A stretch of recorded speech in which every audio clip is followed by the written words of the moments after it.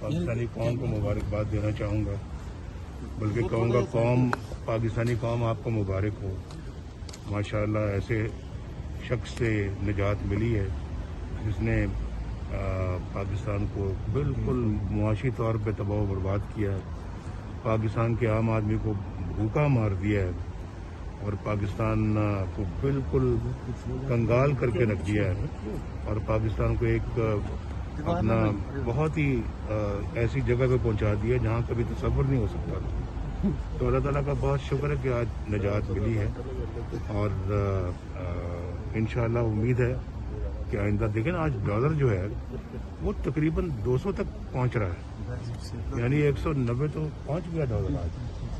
और पाकिस्तान की मईशत का जो हाल हो गया है और लोग बेचारे महंगाई के हाथों इतने तंग हैं कि जिसका कोई हिसाब ही नहीं है।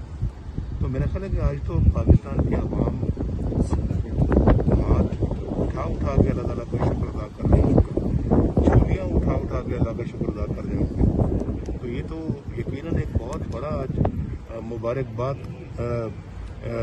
वाला दिन है पूरी कौम के लिए। मियां साहब, जो अपोजिशन जमातें मुत्तहद रहीं, आपके साथ मौलाना फजल रहमान, शहबाज शरीफ, आपकी अपनी पार्टी थी, बिलावल भुट्टो जरदारी और तमाम लोग, बाप, MQM, उनके बारे में क्या कहना चाहेंगे? क्योंकि ये बड़ा मुश्किल मरहला था। मैं उन सब को